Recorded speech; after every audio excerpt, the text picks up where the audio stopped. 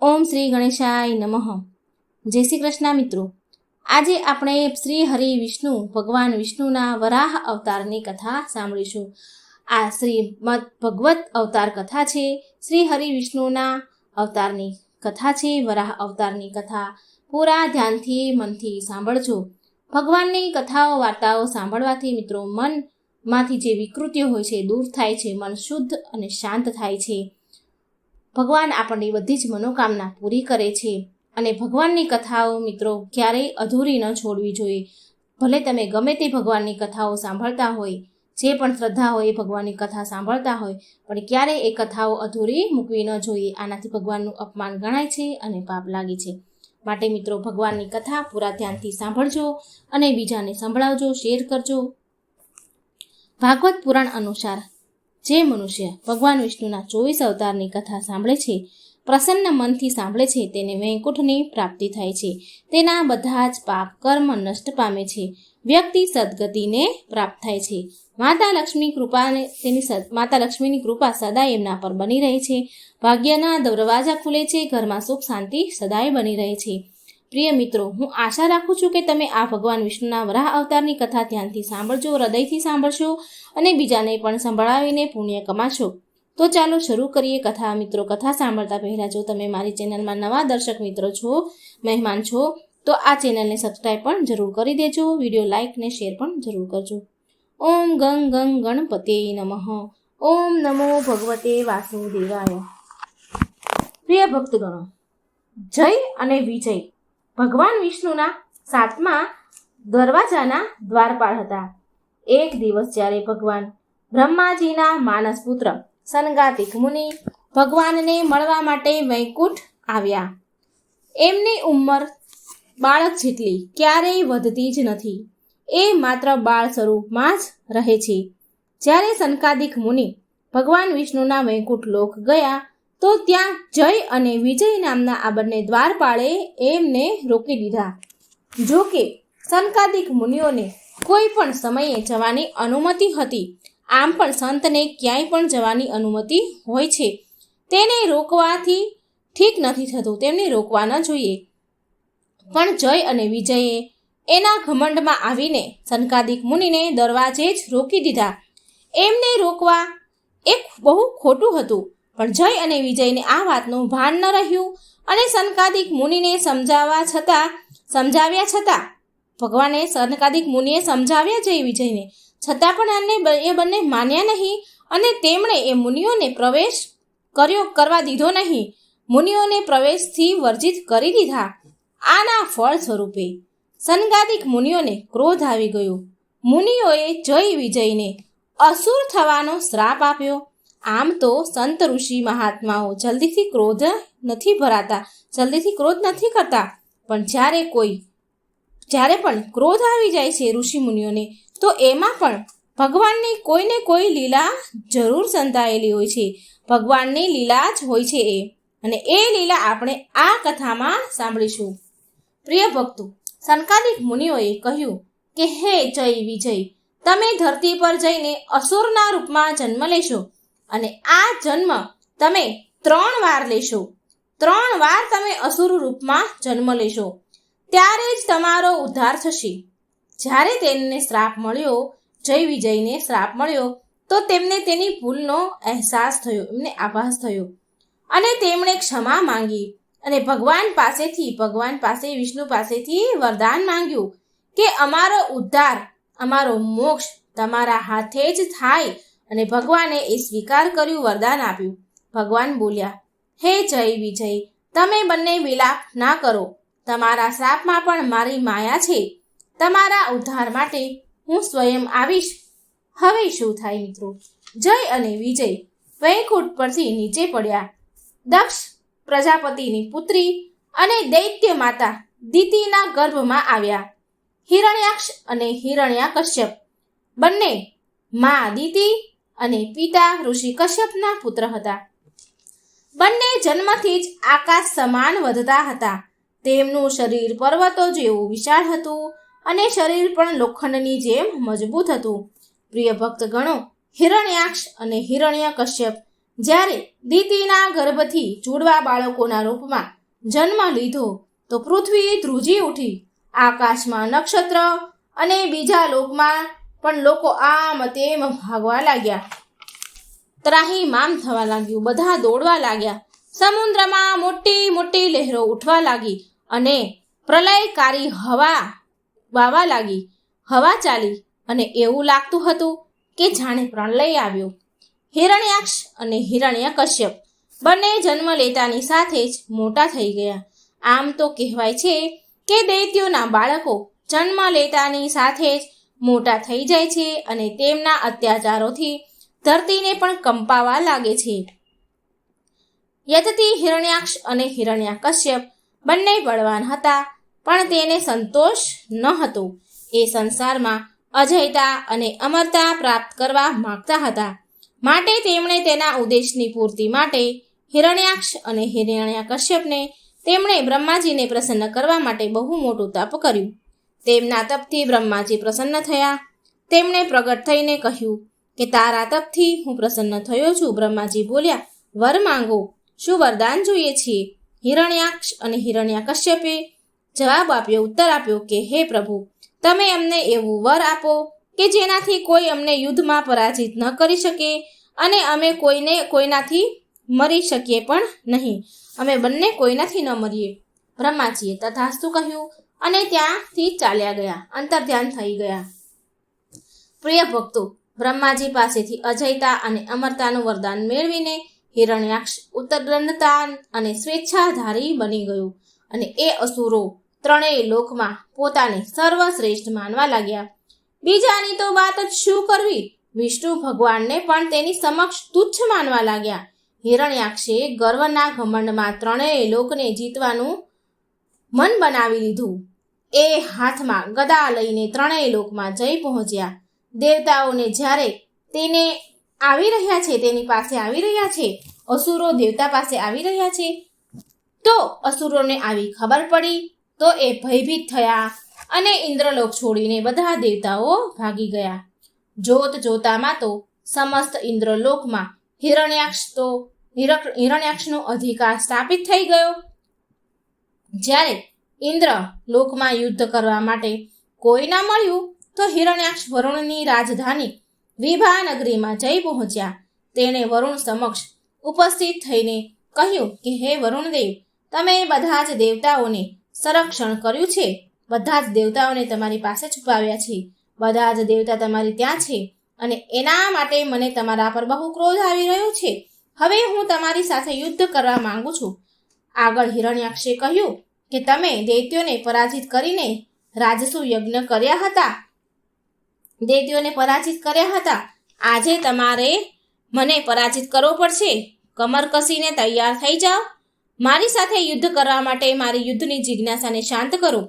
હિરણ્યાક્ષનું કથન સાંભળીને, એના વચનો સાંભળીને વરુણ દેવના મનમાં તો ઘણો રોષ, ઘણો ક્રોધ ઉત્પન્ન થયો. પરંતુ એમણે અંદરને અંદર જ તેનો રોષ, એનો ક્રોધ સમાવી લીધો અને બહુ શાંતિથી સ્વરમાં બોલ્યા કે તું તો મહાયોદ્ધા અને શૂરવીર છે. તમારી બંને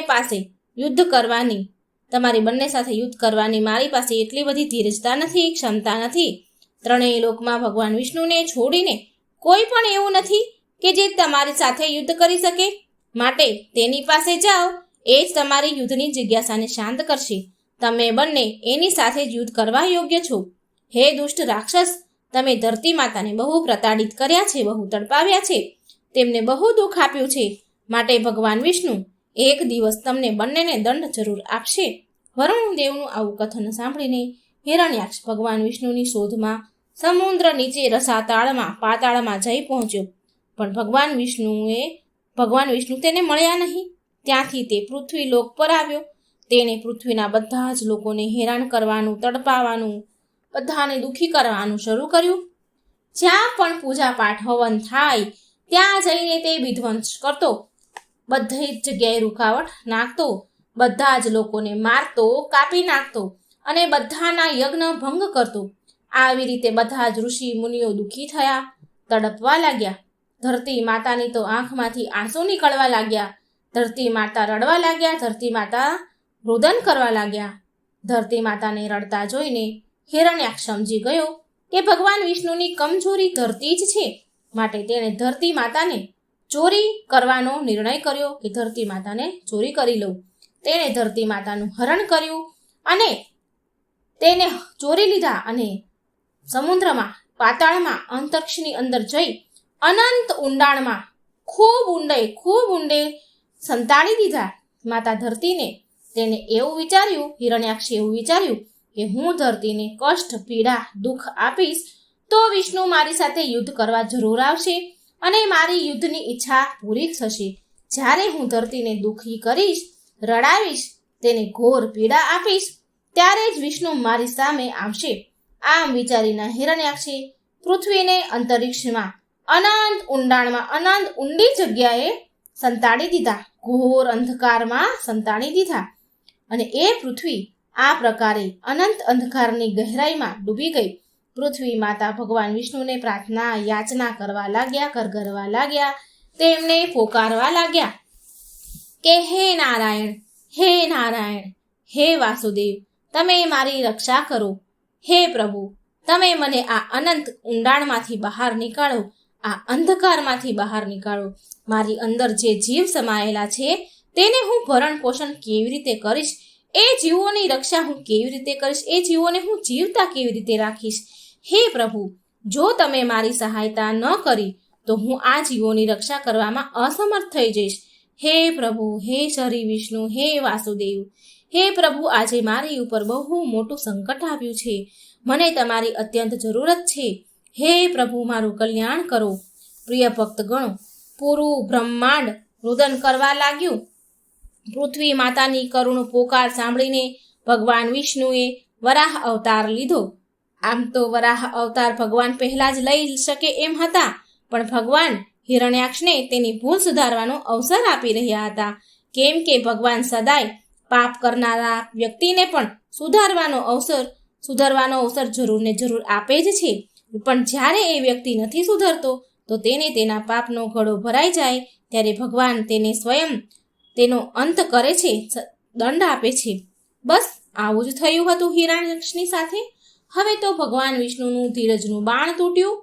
તેમણે ધરતી માતાના પોકારવાથી વરાહ અવતાર લીધો અને તરત જ પૃથ્વીને અંતરિક્ષમાં, સમુદ્રની અનંત ઊંડાણમાંથી પૃથ્વીને નીકાળવા માટે ચાલી નીકળ્યા. હવે આપણે એમ વિચારીએ કે ભગવાને વરાહ અવતાર જ કેમ લીધો? એટલે કે સુવર જેવા પશુ દેખાય એવો જ ભગવાને અવતાર કેમ લીધો? તો આનું એક કારણ છે કે જે સુવર હોય છે, વરાહ, તેના સૂંઘવાની ક્ષમતા અનંત હોય છે. તે નીચેથી પણ નીચે સુધી પહોંચી શકે છે, એમાં એ સમર્થ હોય છે. તો આ વાતને ધ્યાનમાં રાખીને ભગવાન વિષ્ણુએ વરાહનું રૂપ લીધું, વરાહ અવતાર લીધો. વરાહમાં ભગવાન અંતરિક્ષની અનંત ગહેરાઈમાં, જ્યાં માત્ર ને માત્ર અંધકાર હતો, ત્યાં પહોંચે છે અને પૃથ્વીને આમ તેમ શોધવા લાગ્યા. ભગવાન વિષ્ણુ પૃથ્વીને શોધે છે, પણ પૃથ્વી તો દેખાઈ નહીં. અંધકાર હતો, પણ પૃથ્વી માતાની ગંધને સૂંઘતા ત્યાં સુધી પહોંચી ગયા જ્યાં પૃથ્વી માતા હતા, અને પૃથ્વીને એમના મુખથી ઉઠાવીને અંતરિક્ષ રૂપી સમુદ્રની અનંત ઊંડાણમાંથી બહાર નીકળ્યા. આ બધું જ્યારે હિરણ્યાક્ષ જુએ છે તો એનું કાળજું બળવા લાગ્યું અને એણે તેને અહંકાર રૂપી કહ્યું, હે પશુ, આ પૃથ્વી પર મારો અધિકાર છે, માટે તારે મારી સાથે યુદ્ધ કરવું પડશે. ત્યારે જ તું પૃથ્વીને લઈ જઈ શકે છે, નહીં તો આ પૃથ્વી મારી છે, માટે આવ અને મારી સાથે યુદ્ધ કર. આ પ્રકારે લલકારે છે.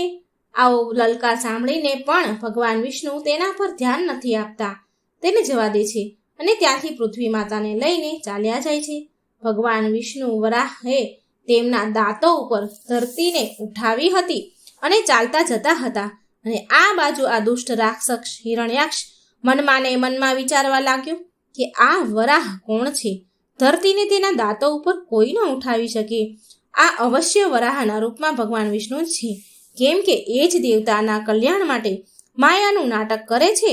અને હિરણ્યાક્ષ વરાહને લક્ષ્ય કરતા કહે છે, ઊભા રહો, તમે જરૂર ભગવાન વિષ્ણુ છો અને ધરતીને રસાતાળમાંથી ક્યાં લઈ જાઓ છો? આ ધરતી તો દૈત્યોના ઉપયોગની વસ્તુ છે, માટે આને મૂકી દો.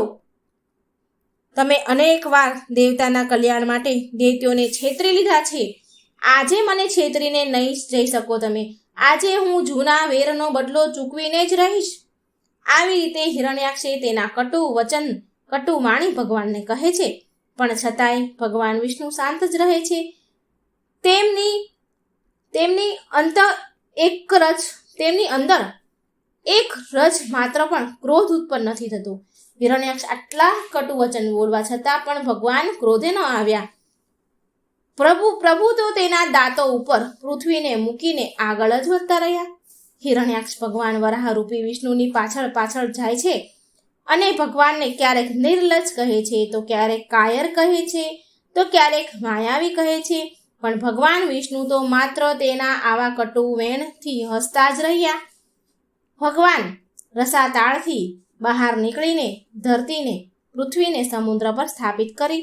હિરણ્યાક્ષ તેની પાછળ પાછળ આવી રહ્યો હતો. તેના વચનરૂપી બાણોથી ભગવાનના હૃદયને વિંધી રહ્યો હતો. ભગવાન વિષ્ણુએ ધરતીને સ્થાપિત કરી સમુદ્ર પર. પછી ભગવાને હિરણ્યાક્ષ પર ધ્યાન ધર્યું અને બોલ્યા કે તું તો બહુ બળવાન છો ને હિરણ્યાક્ષ. બળવાન લોકો બોલતા નથી, કરીને બતાવે છે. તું તો માત્ર ક્યારનો વચનો ને વેણો જ કહેતો રહ્યો છે. હું તો તારી સામે ઊભો છું, તો મારી ઉપર આક્રમણ કેમ નથી કરતો? આવ, આગળ વધ અને મારી ઉપર આક્રમણ કર. ભગવાનના આવા વચન સાંભળીને હિરણ્યાક્ષના હૃદયમાં તો વીજળી દોડવા લાગી અને દોડીને ગદા લઈને ભગવાન વિષ્ણુ ઉપર તૂટી પડ્યો. ભગવાનના હાથમાં તો કોઈ અસ્ત્ર હતું નહીં. ભગવાને એની ગદા હિરણ્યાક્ષના હાથમાંથી ઝૂંટવી લીધી અને ફેંકી દીધી. હિરણ્યાક્ષ ક્રોધથી લાલ પીળો થયો. તે હાથમાં ત્રિશૂળ લઈને ભગવાન તરફ દોડ્યો, ફેંક્યું અને વિષ્ણુ ભગવાને તરત જ સુદર્શન ચક્રનું આહ્વાન કર્યું.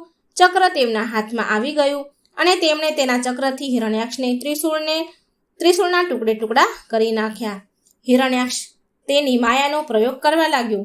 તે ક્યારેક પ્રગટ થાય, તો ક્યારેક સંતાઈ જાય, ક્યારેક જોરમાં હસે, તો ક્યારેક કરુણ અવાજમાં જોરથી રડે, ક્યારેક લોહીનો વરસાદ કરતો, ક્યારેક હાડકાનો વરસાદ વરસાવતો, ભગવાન સામે માયા કરતો.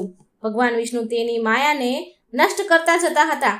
જ્યારે ભગવાન વિષ્ણુ હિરણ્યાક્ષને બહુ નચાવી ચૂક્યો હતો, ત્યારે એમણે તેની હિરણ્યાક્ષની કાનપટ્ટી પર એક જોરદાર ઝાપટ મારી, એક જોરથી થપ્પડ મારી અને એ થપ્પડની સાથે જ હિરણ્યાક્ષની આંખો બહાર નીકળી ગઈ અને ધરતી પર પડી ગયો, તડફડવા લાગ્યો અને મરણ પામ્યો. ભગવાન વિષ્ણુના હાથે મરવાના કારણે હિરણ્યાક્ષ વૈકુંઠમાં ચાલ્યો ગયો અને તે ફરી ભગવાનના દ્વારપાળ બનીને આનંદથી જીવન જીવવા લાગ્યો. પ્રિય ભક્તગણો, ભગવાન વિષ્ણુ સાથે પ્રેમ જ સારો છે અને વેર પણ સારું છે. જે પ્રેમ કરે છે તે વિષ્ણુ લોકમાં જાય છે અને જો વેર કરે છે તે ભગવાન પાસેથી દંડ મેળવીને વિષ્ણુ લોકમાં જાય છે. પ્રેમ અને વેર ભગવાનની દ્રષ્ટિમાં બંને બરાબર છે. માટે જ કહેવાય છે કે ભગવાન બધા જ પ્રકારના ભેદથી ઉપર છે. તેમના મનમાં કોઈ પણ ભેદભાવ નથી હોતો. પ્રિય ભક્તો, તમને ભગવાન વિષ્ણુના વરાહ અવતાર વિશે તો સાંભળ્યું હશે, પણ શું તમને ખબર છે કે ભગવાને 3 વાર વરાહ અવતાર લીધો હતો? તે દર્શન આદિ વરાહ હતો. હમણાં જે આપણે કથા સાંભળી તે આદિ વરાહ અવતાર હતો. પહેલો અવતાર નીલ વરાહ અને પછી શ્વેત વરાહ. પહેલો આદિ વરાહ, બીજો નીલ વરાહ અને ત્રીજો શ્વેત વરાહ. આમ 3 અવતાર ભગવાને વરાહ અવતાર લીધા હતા. આ અવતાર વિશે બહુ ઓછા લોકો જાણે છે. ત્રણેય કાળને જ્યારે મેળવીએ છીએ ત્યારે વરાહ કાળ કહેવાય છે, જે વર્તમાનમાં પણ ચાલુ છે. નીલ વરાહનો અવતાર હિમયુગના છેલ્લા ચરણમાં થયો હતો, જ્યારે ધરતી પર માત્ર ને માત્ર પાણી જ હતું. ચારેય બાજુ જળબંબાકાર જ હતું અને રહેવા માટે કોઈ જગ્યા બચી ન હતી. પદમ કલ્પના અંત પછી મહાપ્રલય થયો. સૂર્યની ભીષણ તેજના કારણે ધરતીના બધા જ વન બળીને સુકાઈ ગયા. સમુદ્રનું જળ પણ બળી ગયું. જ્વાળામુખી ફૂટવા લાગી. સખત તાપના કારણે સુકાયેલું જળ બાષ્પ થઈ એટલે કે વરાળ બનીને આકાશમાં વાદળો રૂપે સ્થિર થયું. અંતમાં ન રોકાવા વાળું જળ પ્રલય વરસાદ શરૂ થયો. ચક્રવાહ આવ્યું અને જોતજોતામાં સમસ્ત ધરતી જળબંબાકાર થઈને ડૂબી ગઈ. આ બધું જોઈને બ્રહ્માજીને ચિંતા થવા લાગી. ત્યારે તેમણે જળમાં નિવાસ કરનારા શ્રી હરિ વિષ્ણુનું સ્મરણ કર્યું અને પછી શ્રી હરિ વિષ્ણુ ભગવાન નીલ વરાહ રૂપમાં પ્રગટ થઈને ધરતીના અમુક ભાગોને જળથી મુક્ત કર્યું. પુરાણ કાળ કહે છે કે આ જળમાં મહામાનવ નીલ વરાહ દેવ તેમની પત્ની નૈના દેવી સાથે સંપૂર્ણ વરાહી સેનાને પ્રગટ કરી અને ધરતીને જળથી બચાવવા માટે ધારદાર તીક્ષ્ણ પ્રહરો તિરાડો અન્ય પ્રકારેથી ધરતીને સમતલ લાયક બનાવી. તેના માટે તેમણે પર્વતોના છેદન અને ખાડાઓ તિરાડો પુરાણ કર્યા અને તે હેતુથી મૃત્તિકાના તલને જળમાં નાખીને બહુ મોટી મહેનત શ્રમ કરીને ભૂમિને સમતળ કરવાનો પ્રયાસ કર્યો. આ એક પ્રયાસ એક યજ્ઞ બરાબર હતો, માટે આ વરાહ અવતારને યજ્ઞ વરાહ પણ કહેવાય છે. નીલ વરાહના આ કાર્યને આકાશના બધા જ દેવદૂત જોઈ રહ્યા હતા. પ્રલયકાળના જળ સ્તર આવ્યા પછી ભગવાનના પ્રયત્નોથી અનેક સુગંધાર વન, પુષ્પકર્ણી સરોવર, પૃથ્વી પર વૃક્ષો ઉગ્યા, લતાઓ ઉગી નીકળી અને ધરતી ફરીથી હરિયાળી છવાઈ. આ કાળમાં જ શ્રી હરિએ મધુ અને કૈટભનો વધ કર્યો હતો. તો હવે ચાલો આપણે જાણીએ શ્વેત વરાહ અવતાર વિશે. ભગવાન શ્વેત વરાહનું યુદ્ધ રાજા વિમતિ સાથે થયું હતું. ઇતિહાસની દ્રષ્ટિથી આ ઘટના અતિ મહત્વપૂર્ણ છે. દ્રવિડ દેશમાં સુમતિ નામનો રાજા હતો. તે તેના પુત્રને રાજ્ય આપીને તીર્થયાત્રા કરવા નીકળી ગયો. તીર્થયાત્રાના ભ્રમણમાં રસ્તામાં તેનું મૃત્યુ થયું. તો એક દિવસ ઋષિ નારદ મુનિએ સુમતિના પુત્ર વિમતિને ભડકાવ્યો. ત્યાં જઈને ભડકાવ્યો હતો કે પિતાનું ઋણ ઉતારે એ જ પુત્ર. હવે વિમતિએ મંત્રીઓને પૂછ્યું કે પિતાનું ઋણ કેવી રીતે ઉતરે? તો મંત્રીઓ બોલ્યા કે મહારાજ, તમારા પિતાને તીર્થે માર્યા છે, તો તે તીર્થને સાથે બદલો લો. તો તે રાજા બોલ્યો કે તીર્થ તો અગણિત છે. તો એક મંત્રી બોલ્યો કે જે બધા જ તીર્થોનું પ્રમુખ નગરી હોય તેને નષ્ટ કરી નાખો. દક્ષિણ દેશના આ શક્તિશાળી રાજાએ ત્યારે નિર્ણય લીધો અને એના નિર્ણયે ઉત્તર ભારતના તીર્થ નગરીના લોકોમાં ભય ઉત્પન્ન કર્યો અને પછી ત્યાંના લોકોએ સલાહ સૂચન કરીને ઉત્તર ધ્રુવના ભિલ્લા ઇલાકા તરફ પ્રસ્થાન કર્યું. ત્યાંના એક ક્ષેત્રને એ કાળ સમયમાં દેવલોક કે સ્વર્ગલોક કહેવામાં આવતું હતું. ત્યાં શ્વેત દીપ પર તેમના દર્શન ભગવાન દેવતાના શ્વેત વરાહના દર્શન થયા. શ્વેત વરાહ દેવતાએ વિષ્ણુ ભક્ત પ્રજાને અભય દાન આપ્યું અને વિમતિ રાજા સાથે યુદ્ધ કરીને સેના સહિત રાજા વિમતિ સહિત પરાજય કર્યો. તો મિત્રો, આ હતી વરાહ અવતારની કથા. તો મિત્રો, જો તમને આ કથા સારી લાગે તો વિડીયોને લાઈક કરજો, શેર કરજો અને ભગવાનની કથાઓ વાર્તાઓ સાંભળવા માટે આ ચેનલને સબસ્ક્રાઈબ જરૂર કરજો. જય શ્રી કૃષ્ણ. રાધે રાધે. Thank you.